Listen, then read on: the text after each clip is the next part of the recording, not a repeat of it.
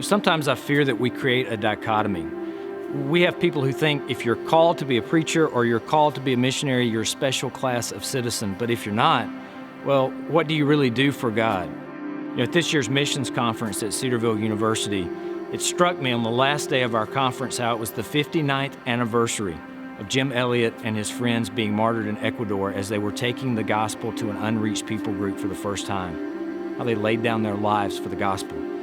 It's our mission here at Cedarville to make sure that we too are willing to lay down our lives for the gospel of Jesus Christ. We want to make sure that every one of our students is overseas on a mission trip, that our faculty, that our staff, that our heartbeat extends for the gospel of Jesus. And there was a powerful moment at this year's missions conference when J.D. Greear, our keynote speaker, was talking about a friend, Ishmael, that he had met overseas, that he had shared the gospel with, he had pleaded with, but he had not believed and put his faith and trust in Jesus Christ, and how that face adds a unique perspective on the statistics that we often quote about those who have not received the gospel.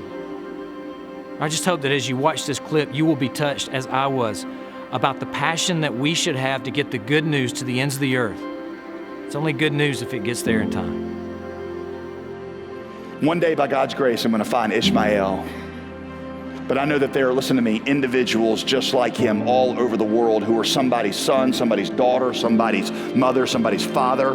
And they are as precious in God's sight as you are in your parents' sight. They know what it's like to be lonely. They know what it's like to be afraid. They have the same wants, needs, hurts, and desires that you have because they're made in the image of God just like you are. And to go to hell for them is every bit the tragedy that it is for you and me.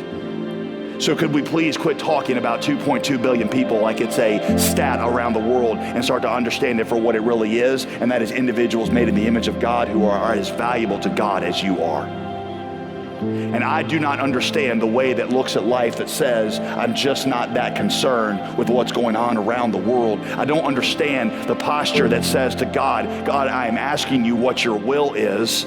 We talk about finding God's will. It's not lost. The Lord is not willing, 2 Peter 3:9, that any should perish, but that all should come to repentance. I see it a lot like, if you were walking down, somewhere downtown and there was a railroad track and there was a young child that was on the railroad tracks and the child was crippled and couldn't get off and there was a train coming. You don't stop and get down on your knees and ask God what his will is in that situation. You know what his will is. His will is for you to pick up the child and rescue it. We're sitting around asking God what his will is. We know what his will is. The question is not if you're called to this mission. The question is only where and how you are called. The call to be involved in this mission was a call that Jesus gave when he called you to be his disciple.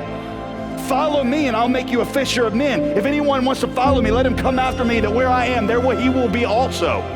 That's the call you're looking for.